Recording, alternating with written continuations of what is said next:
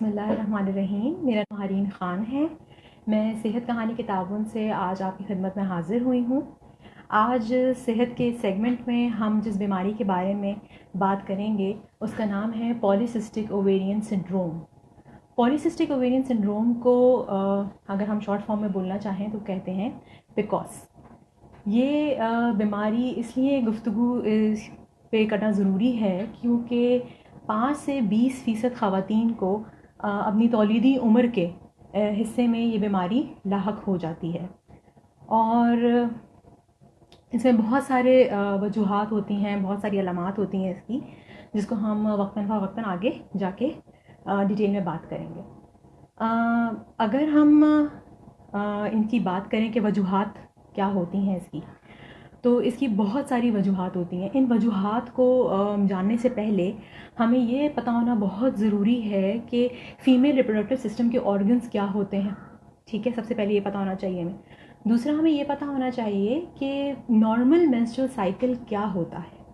ठीक है, तो हम एक तस्वीर की मदद लेंगे इसमें ताकि हम आपको अच्छे तरीके से समझा सकें कि फ़ीमेल रिप्रोडक्टिव सिस्टम के ऑर्गन्स क्या होते हैं और ये किस ऑर्गन की बीमारी है। अगर हम इस तस्वीर को देखें तो इस तस्वीर में ये जो हिस्सा है वो है फीमेल रिप्रोडक्टिव सिस्टम का। ठीक है, इसमें हम बखूबी देख सकते हैं कि 2 ओवरीज हैं इसके अंदर। ठीक है, राइट ओवरी होती है, लेफ़्ट ओवरी होती है, 2 फैलोपियन ट्यूब्स होती हैं। ठीक है, जो इन ओवरीज को कनेक्ट कर रही होती हैं एक कैविटी के साथ। उस कैविटी का नाम होता है यूट्रस। ठीक है, तो पॉलीसिस्टिक ओवेरियन सिंड्रोम जिस ऑर्गन की बीमारी है वो है ये 2 ओवरीज, यानी कि राइट ओवरी और लेफ्ट ओवरी, जिसको हमने ग्रीन से दिखाया हुआ है। ठीक है, अच्छा, अब दूसरी बात जो हमारे लिए ज़रूरी है जानना, हमारी घर की ख़वातीन को, घरेलू ख़वातीन को या नॉन मेडिकल जो फीमेल्स हैं जिनको नहीं अंदाज़ा मेडिकल का, तो उनके लिए ये समझना बहुत ज़रूरी है कि नॉर्मल मेंस्ट्रुअल साइकिल आखिर होता क्या है, उसकी लेंथ क्या होगी। ठीक है, तो उन्हें पता चलेगा कि भाई ये जो अलामत आ रही है ये इरेगुलर मेंस्ट्रुअल साइकिल की है या इरेगुलर माहवारी हो रही है हमारी। तो एक माहवारी से दूसरी माहवारी के दरमियान का जो वक्फा होता है वो एक नॉर्मल मेंस्ट्रुअल साइकिल में होना चाहिए 21 से 32 दिन का। ठीक है, यानी कि अगर एक माहवारी हुई है तो दूसरी माहवारी 21 से 32 दिन के बाद होनी चाहिए। अगर इससे ज़ायद दिन के बाद हो रही है तो इसका मतलब है कि वो इरेगुलर मेंस्ट्रुअल साइकिल है। ठीक है, इरेगुलर मेंस्ट्रुअल साइकिल अगेन 2 तरह के हो जाएंगे कि ओलिगोमेनोरिया हो रहा है पेशेंट को या एमेनोरिया हो रहा है, वो हम आगे जाके तफसील से बयान करेंगे। अगर हम इस तस्वीर को दोबारा देखें तो हमारे दिमाग में 2 ग्लैंड्स होते हैं जिनको हम कहते हैं हाइपोथैलेमस और पिट्यूटरी ग्लैंड। ठीक है, ये ग्लैंड जो होते हैं GnRH हार्मोन रिलीज़ कर रहे होते हैं और ल्यूटिनाइजिंग हार्मोन रिलीज़ कर रहे होते हैं और फॉलिकल स्टिमुलेटिंग हार्मोन रिलीज़ कर रहे होते हैं। ठीक है, हाइपोथैलेमस से निकलेगा GnRH हार्मोन और वो एक्ट करेगा पिट्यूटरी ग्लैंड पे, जो छोटा सा यहाँ नज़र आ रहा है, और वो ग्लैंड हमारे पास प्रोड्यूस करेगा follicle stimulating hormone. Follicle stimulating hormone इन ओवरीज पे जाके असरअंदाज होगा और 5 से 20 फॉलिकल्स को, प्राइमरी फॉलिकल्स को ओवरी की पेरिफेरी रीजन पे ले आएगा, यानी कि उसकी ऊपरी सतह पे ले आएगा ओवरी की। ठीक है, और उसको मैच्योर करेगा। जब वो फॉलिकल, प्राइमरी फॉलिकल मैच्योर हो जाएगा तो वो ग्राफियन फॉलिकल बन जाएगा और उसके अंदर से ईस्ट्रोजन का प्रोडक्शन स्टार्ट हो जाएगा और ईस्ट्रोजन अगेन ओवरी से निकल के हाइपोथैलेमस को ये पैगाम देगा कि अब जो है तुम ल्यूटिनाइजिंग हार्मोन प्रोड्यूस करना शुरू करो, सिक्रीट करना शुरू करो। ये ल्यूटिनाइजिंग हार्मोन अगेन जो है वो ओवरी के फॉलिकल पे एक्ट करेगा, उसकी आउटर लेयर पे एक्ट करेगा और एक मैच्योर एग को रिलीज कर देगा। ठीक है, इस ल्यूटिनाइजिंग हार्मोन में एक अचानक से सर्ज आता है, यानी कि वो ऊपर की तरफ जाएगा और वो उसकी वजह से, उस सर्ज के आने की वजह से, उस ऊपर जाने की वजह से ल्यूटिनाइजिंग हार्मोन के ये ओवम जो है ये ओवरी से रिलीज़ हो जाएगा। जब ओवम रिलीज़ हो जाएगा ओवरी से, यानी कि अंडा जब निकल जाएगा इस ओवरी से, तो ये फैलोपियन ट्यूब्स के थ्रू जो है वो इस कैविटी में चला जाएगा जिसको हमने यूट्रस का नाम दिया है। ठीक है, यानी कि बच्चेदानी में चला जाएगा। अगर ये ओवम फर्टिलाइज हो जाता है तो प्रेगनेंसी हो जाती है ख़वातीन को, और अगर ये ओवम फर्टिलाइज नहीं हो पाता तो ये जो है ज़ाया हो जाता है और जो बच्चेदानी की जो एंडोमेट्रियल लेयर होती है उसको अपने साथ ज़ाया कर देता है। ठीक है, उस चीज़ को हम कहते हैं माहवारी का होना, ठीक है, या फिर मेंसेस या मेंस्ट्रुअल साइकिल, ठीक है, या मेंस्ट्रुअल फ्लो, ठीक है। ये बात तो इतनी समझ में आती है। अगर हम इसी तस्वीर का दूसरा रुख देखें, जो कि ये है, सिर्फ अगर हम हार्मोन्स की बात करें, क्योंकि पॉलीसिस्टिक ओवेरियन सिंड्रोम के पेशेंट्स में ल्यूटिनाइजिंग हार्मोन ज़्यादा होता है और ईस्ट्रोजन हार्मोन ज़्यादा प्रोड्यूस हो रहा होता है, ठीक है, जिसकी वजह से इंसुलिन लेवल्स हाई हो जाते हैं ऐसे पेशेंट्स के, इंसुलिन रेजिस्टेंस हो जाती है ऐसे पेशेंट्स में, और टेस्टोस्टेरोन लेवल्स भी माइल्डली एलिवेटेड हो जाते हैं, ठीक है। अच्छा, अगर हम रेगुलर मेंस्ट्रुअल साइकिल को देखें कि जो आम खवातीन में एक आम औरत में हो रहा होता है, तो उसमें ये होता है कि जो ल्यूटिनाइजिंग हार्मोन है वो उसकी जो उसके लेवल होते हैं वो कम होते हैं, और FSH फॉलिकल स्टिमुलेटिंग हार्मोन के लेवल ज़्यादा होते हैं, ठीक है। और 14वें दिन पर, अगर 28 दिन का साइकिल है एक खातून का, तो 14वें दिन पर अप्रॉक्सीमेटली 14वें दिन पर LH सर्ज आता है, यानी कि LH एकदम से बढ़ता है और नीचे की तरफ आता है, फिर बेस लाइन पे आता है, और इस LH सर्ज के 36 आवर्स बाद, यानी कि 36 घंटे बाद जो है ओवरी से ओवम रिलीज़ हो जाता है, यानी कि अंडा बाहर निकल आता है, और वही फैलोपियन ट्यूब्स के थ्रू जो है वो यूट्रस में चला जाता है और आगे साइकिल हो जाता है, ठीक है। मेंस्ट्रुअल ब्लीडिंग हो जाएगी या फिर प्रेगनेंसी हो जाएगी, दो काम हो जाएंगे। लेकिन अगर हम पिकॉस के पेशेंट्स में देखें, यानी कि पॉलीसिस्टिक ओवेरियन सिंड्रोम के पेशेंट्स में अगर हम देखेंगे, तो हमें ये बज़ाहिर तौर पे बिल्कुल साफ दिखाई दे रहा है कि फॉलिकल स्टिमुलेटिंग हार्मोन तो अपनी बेस लाइन पे ही है, लेकिन जो ल्यूटिनाइजिंग हार्मोन है वो डे 1 से जो है वो ज़्यादा है, ठीक है, जो कि नहीं होना चाहिए, क्योंकि अगर वो ज़्यादा रहेगा तो वो सर्ज नहीं करा पाएगा, यानी कि वो एकदम से नहीं बढ़ पाएगा, क्योंकि वो तो ऑलरेडी बढ़ा हुआ है, ठीक है। जब वो बढ़ा हुआ होगा तो ओवरी से अंडा नहीं बाहर निकल पाएगा, क्योंकि वो उसके ऊपर एक्ट नहीं कर पाएगा, फॉलिकल की लेयर को थिक इतनी हो जाएगी वो लेयर फॉलिकल की कि वो उसको ब्रेकअप करके उसका रिलीज़, ओवम का रिलीज़ नहीं कर पाएगा।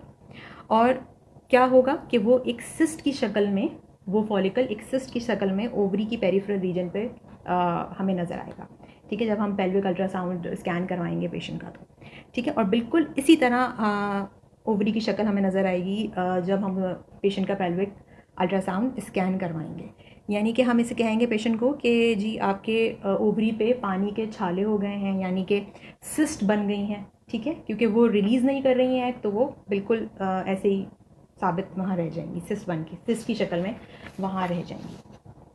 जब पेशेंट हमारे पास आता है और हम उसको बताते हैं कि भाई आपकी जो ये अलामात हैं ये पॉलीसिस्टिक ओवेरियन सिंड्रोम की हैं, तो पेशेंट का पहला सवाल होता है कि डॉक्टर साहब ये मुझे हुआ क्यों, ठीक है, क्या वजूहात हैं इसकी। तो इसकी बहुत सारी वजूहात हैं। इसको जिस बीमारी की बहुत सारी वजूहात होती हैं उसको हम कहते हैं कि जी मल्टीफैक्टोरियल डिजीज़ है ये, ठीक है। ज़्यादातर ख़वातीन में, यानी कि 30 से 60% ख़वातीन में ये देखा गया है कि उनको मोटापा होता है, ठीक है, और उनका जब बॉडी मास इंडेक्स कैलकुलेट किया जाता है तो वो 30 किलोग्राम पर मीटर स्क्वायर से ज़्यादा होता है, ठीक है। ये हम अपने घर पे भी कैलकुलेट कर सकते हैं, अगर हमें अपना हाइट पता है तो मीटर स्क्वायर में हाइट रखेंगे हम अपनी फार्मूला में, और अपना वज़न जो है किलोग्राम्स में रखेंगे, और हम अपना BMI मालूम कर सकते हैं। अगर ये BMI जो है वो पेशेंट्स का देखा गया है कि ज़्यादा होता है, यानी कि 30 किलोग्राम पर मीटर स्क्वायर से ज़्यादा होता है, यानी कि उनका रुझान होता है मोटापे की तरफ, उनको मोटापा होता है, और इसी वजह से जो है उनको ये डिज़ीज़ हो जाती है, ठीक है। कुछ पेशेंट्स में ये देखा गया है कि ये जेनेटिक प्रीडिस्पोजिशन की वजह से होता है। जेनेटिक प्रीडिस्पोजिशन मतलब कि उनकी फैमिली हिस्ट्री होती है ये, कि उनकी वालदा को है पिकॉस, या फिर बड़ी बहन को है पिकॉस, या नानी दादी में से किसी को थी पिकॉस, ठीक है, या खाला फूफी में से किसी को पिकॉस थी, ठीक है। फिर बात आती है कि कुछ लोगों में देखा गया है कि इंसुलिन जो रिसेप्टर होता है उसमें ही डिफेक्ट होता है। तो क्या होता है कि इंसुलिन जो है वो अपने रिसेप्टर पे आके लग नहीं पाता है और उसको एक्टिवेट नहीं कर पाता है, जिसकी वजह से इंसुलिन रेजिस्टेंस हो जाती है बॉडी में, और हाइपर इंसुलिनीमिया हो जाता है पेशेंट में, यानी कि इंसुलिन की तादाद जो है वो खून में ज़्यादा हो जाती है, ठीक है, उसकी वजह से ये हो सकता है। हमारी आखिरी ये वजह हो सकती है कि पेशेंट जो है वो बहुत ज़्यादा मुर्गी का इस्तेमाल कर रहा है। पोल्ट्री में हमें सबको पता है कि बहुत सारे हार्मोन्स शामिल हुए हैं, बहुत सारी एंटीबायोटिक्स शामिल हुई हैं, जो उसकी फीड है वो अच्छी नहीं है, ठीक है। दूध में आजकल जो है वो हमें हार्मोन्स मिल रहे हैं, पाए जा रहे हैं दूध में, तो जब हम ये अपनी इनऑर्गेनिक ग़िज़ा खाते हैं तो फिर डेफिनेटली हमारे जो हार्मोन्स हैं वो इम्बैलेंस हो जाता है उनमें, और ये छोटी छोटी सिस्ट बन जाती हैं क्योंकि ओव्यूलेशन तो हो नहीं रही है, क्योंकि एलएच सर्ज नहीं आ पा रहा है, तो ओव्यूलेशन जब नहीं हो रही है तो वो सिस्ट बना देता है। इसकी अलामात क्या होंगी?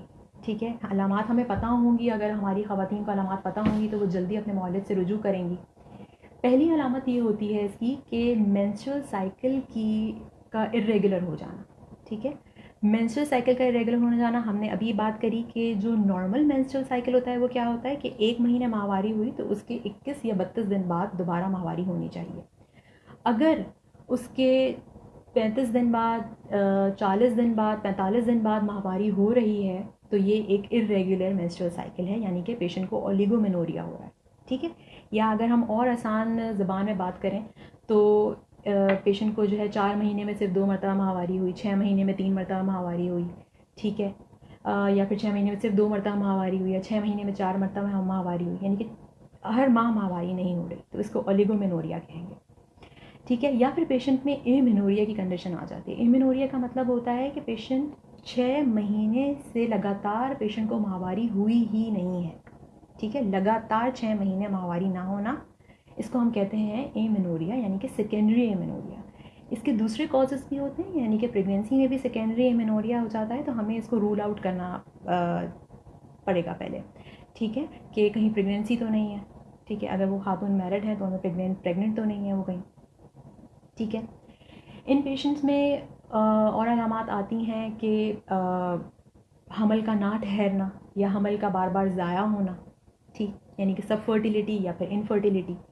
ठीक, ऐसे पेशेंट्स को चेहरे पे बहुत ज़्यादा दाने निकल आते हैं, एक्नी हो जाती है, हिरसूटिज़म हो जाता है, यानी कि गैर ज़रूरी बाल निकल आते हैं उनके थोड़ी के ऊपर या थोड़ी के नीचे, जबड़े की हड्डी पर। ठीक है, वो बिल्कुल मर्दाना बाल होते हैं।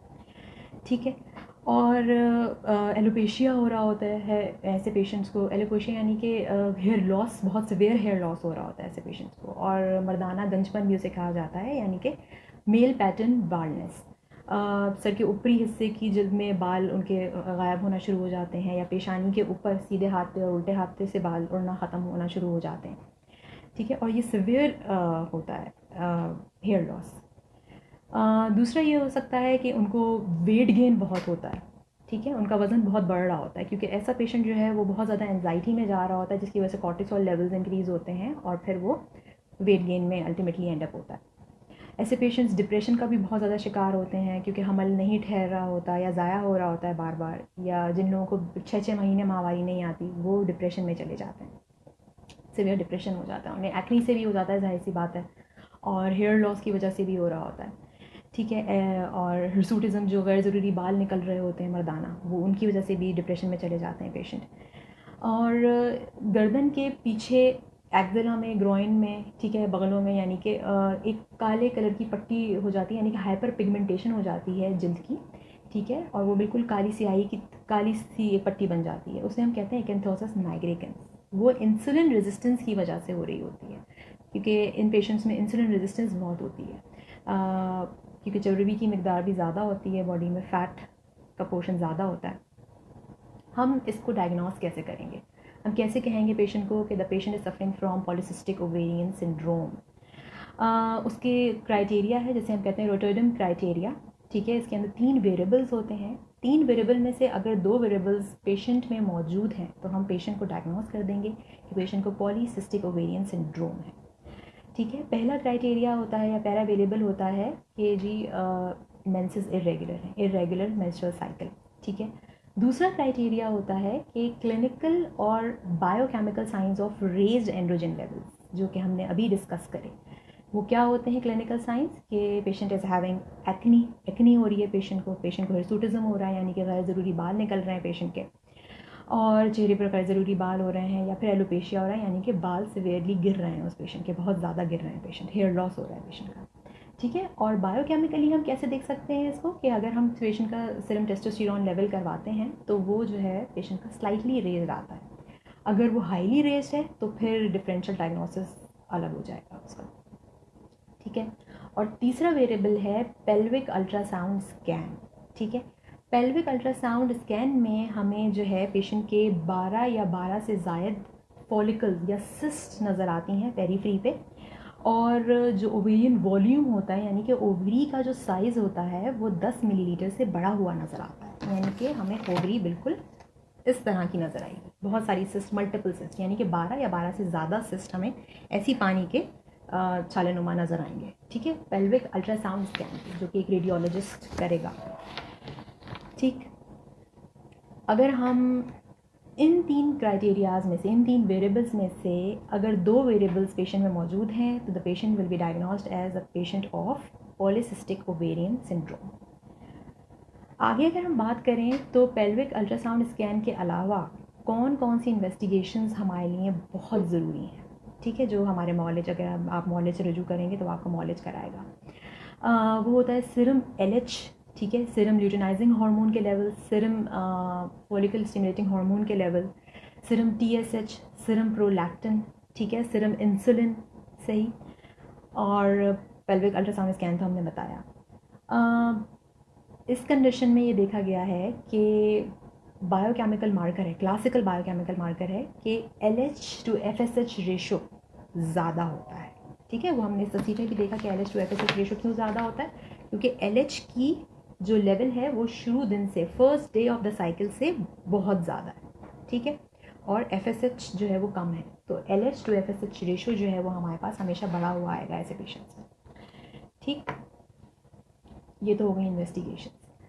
अच्छा, इस बीमारी के और कॉम्प्लिकेशंस क्या हो सकते हैं अगर इस बीमारी को पेशेंट कंट्रोल ना करे या अपने मौलिद से मशवरा ना करे या कोई ट्रीटमेंट ना ले। ठीक है, घर में बैठा रहेगा ये सोच के कि आयरन की कमी हो रही होगी इसलिए माहवारी नहीं हो रही, या कोई और मिनरल की डेफिशिएंसी हो गई है मेरे अंदर इसलिए माहवारी नहीं हो रही, या मेरा मोटापा थोड़ा सा बढ़ गया इसलिए मेरी माहवारी नहीं हो रही। ठीक है, तो अगर इसका इलाज नहीं करवाया जाए बर वक्त तो कौन कौन सी कॉम्प्लिकेशंस और हो सकती हैं, यानी कि और कौन कौन सी बीमारियां हो सकती हैं इस बीमारी के साथ। ठीक है, ये पेशेंट्स हमने जैसे कि बताया कि मोटापे का रुझान होता है इन पेशेंट्स में, यानी कि फ़ैट जो डिपॉजिट्स होते हैं वो ज़्यादा होते हैं इन पेशेंट्स में। ठीक है, तो इसकी वजह से इनका सीरम कोलेस्ट्रॉल और सीरम ट्राइग्लिसराइड लेवल भी ज़्यादा होता है। ठीक है, यानी कि डिस्लिपिडीमिया होता है इन पेशेंट्स को, और हाइपर इंसुलिनीमिया भी होता है, यानी कि इंसुलिन का लेवल भी ज़्यादा होता है इनके ब्लड में, क्योंकि इनको इंसुलिन रेजिस्टेंस हो रही होती है बिकॉज ऑफ फैट डिपॉजिट्स। ठीक है, जब ये तीनों कंडीशंस होंगी तो ये तीनों कंडीशंस हमें पेश खेमा हैं दिल के आर्जे का, यानी कार्डियोवैस्कुलर डिजीज़ हो सकती है इन पेशेंट्स को अगर हम इसको कंट्रोल ना करें, इस बीमारी की ट्रीटमेंट ना करें, बर वक्त इलाज ना करें। इन पेशेंट्स में इंसुलिन रेजिस्टेंस होती है, तो इन पेशेंट्स को बॉडी को ये सिग्नल जा रहा होता है कि भाई इंसुलिन नहीं प्रोड्यूस हो रही, जितनी मकदार में चाहिए उतनी मकदार में इंसुलिन प्रोड्यूस नहीं हो रही, जबकि हो रही होती है, नॉर्मल होता है। तो बॉडी को लेकिन ये सिग्नल जा रहा होता है कि भाई इंसुलिन की कमी है। ठीक है, जिसकी वजह से ग्लूकोज के लेवल्स जो होते हैं वो हाई होते हैं ब्लड में, खून में। तो इन पेशेंट्स को इंसुलिन रेजिस्टेंस की वजह से अगर इनको ना ट्रीट करे जाए इस इंसुलिन रेजिस्टेंस को शुरू के वक्तों में, तो इम्पेयर्ड ग्लूकोज टॉलरेंस से ये पेशेंट्स जो हैं डायबिटिक भी हो सकते हैं, यानी कि टाइप 2 डायबिटीज़ भी हो सकती है इन्हें। ठीक है, शुगर की बीमारी भी हो सकती है अगर हम आम अल्फाज में बोलें तो। ठीक, और तीसरा क्या हो सकता है कि माहवारी ना आने की वजह से जो यूट्रस होता है उसके अंदर की जो लाइनिंग होती है, यूट्रस के अंदर की एक लाइनिंग होती है जिसे हम कहते हैं एंडोमेट्रियल लेयर। ठीक है, वो एंडोमेट्रियल लेयर जो होती है वो बढ़ती रहती है, क्योंकि जब शेड ऑफ नहीं हो रही है, निकल नहीं रही है बाहर, तो जाहिर सी बात है वो अंदर थिक होती रहेगी। तो जब हम पेल्विक अल्ट्रासाउंड स्कैन करवाते हैं पेशेंट का और वो उसकी थिकनेस ज़्यादा है, ठीक है, तो वो अगर पेशेंट उसका इलाज ना करवाए बर वक्त तो वो एंडोमेट्रियल हाइपरप्लेजिया में कन्वर्ट होगा। पहले सब कंडीशंस तब होंगी जब हम इसको ट्रीट नहीं करेंगे। ठीक है, घर पे बैठे रहेंगे, हम अपने मॉलिज के पास रुजू नहीं करेंगे। ठीक है, लेकिन अगर हम रुजू कर लेते हैं बर वक्त तो ये कोई भी अलामत हमारे पास हमें नहीं होगी पेशेंट के अंदर सकते हैं। यानी कि आप चहलकदमी करें, तेज़ी से ब्रेस्ट वॉकिंग करें आप। ठीक है, तेज़ चहलकदमी करें आप। ठीक है, 30 मिनट आपको करनी होती है रोज़ाना। ठीक है, या फिर वेट ट्रेनिंग भी कर सकते हैं, लेकिन अगर आप नहीं जा सकते जिम तो आप घर में भी वेट ट्रेनिंग कर सकते हैं। ठीक है, और हेल्दी ईटिंग, यानी कि हमें बहुत ही साफ़ सुथरा खाना खाना है, यानी कि हमें बहुत ज़्यादा वेजिटेबल्स लेनी है अपनी डाइट में, फ्रूट्स का इस्तेमाल हमें रखना है, पानी बहुत ज़्यादा पीना है, ठीक है। पूरी पोल्ट्री का इस्तेमाल हमें कम करना है, ठीक। ऐसी चीज़ों से बचना है जो कि इनऑर्गेनिक होती हैं, ठीक है। जो ऑर्गेनिक हो उन चीज़ों का हमें अपनाना है, ठीक है। अच्छा, इन पेशेंट्स को कंबाइन ओरल कॉन्ट्रासेप्टिव पिल्स भी दी जाती हैं, ठीक है, जिसका कोर्स होता है पूरा 21 दिन का। 21 दिन की दवाइयाँ और गोलियाँ होती हैं और फिर 7 दिन का वक्फा होता है उसके अंदर, ठीक है। इससे ये फ़ायदा होता है इन पेशेंट्स को कि जो शेडिंग नहीं हो रही होती, जो यानी कि जो ब्लीडिंग नहीं हो रही होती, मंथली ब्लीडिंग जो नहीं हो रही होती इन पेशेंट्स को, तो रेगुलर मंथली ब्लीडिंग होने लगती है इन पेशेंट्स को जब वो कंबाइन ओरल कॉन्ट्रासेप्टिव पिल्स लेते हैं। अच्छा, कुछ पेशेंट्स ये बोलते हैं कि भाई, ये एक मिसकंसेप्शन हमारे यहाँ बहुत है कि पेशेंट बोलता है कि भाई हम मैरिड नहीं हैं तो हम क्यों ये कॉन्ट्रासेप्टिव पिल्स लें। तो कॉन्ट्रासेप्टिव पिल्स सिर्फ कॉन्ट्रासेप्शन के लिए नहीं होती, ये मंथली रेगुलर मंथली ब्लीडिंग को इंड्यूस करने के लिए भी इस्तेमाल की जाती हैं। तो आपका मौलिद जो है ये आपके लिए अगर यूज़ करेगा या आपको देगा, प्रिस्क्राइब करेगा ये, तो वो सिर्फ इसलिए करेगा कि रेगुलर मंथली ब्लीड होता रहे, ताकि वो जो लेयर्स हैं जो यूट्रस में जमा हो रही हैं, एंडोमेट्रियल लेयर्स जो हैं वो थिक हो रही हैं, जो कि एंडोमेट्रियल हाइपरप्लेजिया कर सकती हैं और आगे जाके कार्सिनोमा भी कर सकती हैं। तो वो उसको शेड ऑफ करती हैं मंथली बेसिस पे, ठीक। अच्छा, और जिन लोगों में इंसुलिन के लेवल्स बहुत हाई आते हैं, जब सिर्फ इंसुलिन कराया जाता है उनका और उनके लेवल्स बहुत हाई आते हैं, तो उन पेशेंट्स को रिकमेंड किया जाता है कि वो एक ड्रग लें जिसका नाम होता है मेटफॉर्मिन, ठीक है। अब दूसरा मिसकंसेप्शन ये आता है पेशेंट का कि भाई हमें तो डायबिटीज़ नहीं है, हम क्यों लेंगे, ठीक है। तो ये जो है इसलिए दी जा रही होती है क्योंकि पेशेंट्स को, मैंने पहले भी बताया कि इंसुलिन रेजिस्टेंस हो रही होती है। इंसुलिन रेजिस्टेंस का क्या मतलब है? इंसुलिन रेजिस्टेंस का ये मतलब है कि इंसुलिन जो है ना तो मसल्स पे काम कर पा रही है, ना फैट सेल्स पे काम कर पा रही है, ठीक है। तो क्या हो रहा है कि जब ये काम नहीं कर पा रही ना मसल्स पे ना फैट सेल्स पे, तो ज़्यादा जो ग्लूकोज है वो बॉडी में सर्कुलेट हो रहा है, ठीक है। और ज़्यादा मिकदार ग्लूकोज की, शुगर की यानी कि ज़्यादा मिकदार होना, ग्लूकोज की ज़्यादा मिकदार होना ब्लड में वो अच्छी अलामत नहीं होती, क्योंकि उससे पेशेंट जो है वो टाइप 2 डायबिटीज़ का पेशेंट भी बन सकता है, ठीक है। ये कॉम्प्लिकेशन हो सकती है उसकी, ठीक है। तो उसको प्रिवेंट करने के लिए कि पेशेंट जो है ना तो इम्पेयर्ड ग्लूकोज टॉलरेंस में जाए, ना ही जो है टाइप 2 डायबिटीज़ मेलाइटिस का पेशेंट बन जाए अल्टीमेटली, ठीक है। तो उससे प्रिवेंट करने के लिए पेशेंट्स को मेटफॉर्मिन दी जाती है, ठीक है। अब हर पेशेंट का डोज़ अलग होता है, वो उसके इंसुलिन लेवल की वजह से होता है कि भाई जो उसका इंसुलिन लेवल है उस इंसुलिन लेवल के हिसाब से उस पेशेंट को मेटफॉर्मिन दी जाती है, उसकी डोजेज दी जाती है, ठीक है। इन दवाइयों का नाम या जेनेरिक नेम बताने का हरगिज़ ये मकसद नहीं है कि लोग खुद लेना शुरू कर दें, ठीक है। अपने मौलिद से ज़रूर रब्ता करें, अगर ये अलामात आपके अंदर ज़ाहिर हो रही हैं तो ये अपने मौलिद से ज़रूर रब्ता कीजिए और फिर वो आपको प्रिस्क्राइब करें तो आप ज़रूर लें उससे, ठीक है। अगर पेशेंट में बहुत ज़्यादा गैर ज़रूरी बाल हैं या फिर हेयर लॉस बहुत ज़्यादा है पेशेंट में, या फिर पेशेंट को एक्ने बहुत ज़्यादा है, तो ऐसे पेशेंट्स के लिए ऐसी कंबाइन ओरल कॉन्ट्रासेप्टिव पिल्स दी जाती हैं उन्हें, जिनके अंदर एक ड्रग होती है जिसको हम कहते हैं एंटी एंड्रोजेनिक ड्रग, ठीक है। उस ड्रग का एंटी एंड्रोजेनिक इफ़ेक्ट होता है, कोसाइप्रिडायोल के नाम से वो होती है, और उसका जो है एंटी एंड्रोजेनिक इफ़ेक्ट होता है, यानी कि टेस्टोस्टेरोन का जो लेवल हाई हो जाता है इन पेशेंट्स में, माइल्डली एलिवेट हो जाता है because of high levels of luteinizing hormone, ठीक है। ल्यूटिनाइजिंग हार्मोन के ज़्यादा होने की वजह से, इंसुलिन के ज़्यादा होने की वजह से जो ओवरी होती है वो टेस्टोस्टेरोन ज़्यादा प्रोड्यूस करना शुरू कर देती है, लेकिन वो बिल्कुल माइल्ड एलिवेशन होती है, लेकिन उसकी वजह से भी पेशेंट्स को एक्ने हो जाती है, गैर ज़रूरी बाल निकलने लगते हैं और बाल बहुत ज़्यादा गिरने लगते हैं, यानी कि गंजपन शुरू हो जाता है पेशेंट में।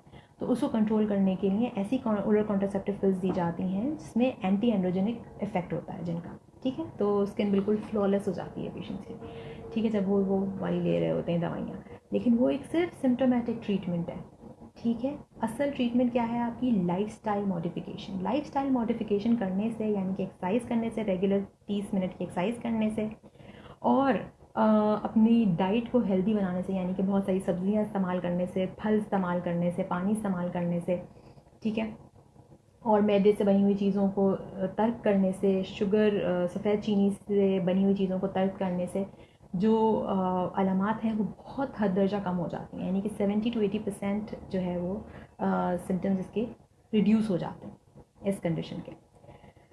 जिन ख़वातीन को पॉलीसिस्टिक ओवेरियन सिंड्रोम की वजह से इनफर्टिलिटी का इशू होता है, यानी कि हमल नहीं ठहर रहा होता या फिर बार बार हमल ज़ाया हो रहा होता है, ठीक है, फुल फर्टिलिटी होती है, इनफर्टिलिटी होती है, तो उनको जो है डिफरेंट उनके लिए भी मेडिकेशंस होती हैं, यानी कि क्लोमिफेन सिट्रेट होती है, मेटफॉर्मिन होती है, या और प्रोसीजर्स होते हैं जिनको हम IVF कहते हैं, ठीक है, वो प्रोसीजर्स भी करवा सकते हैं पेशेंट्स, ठीक।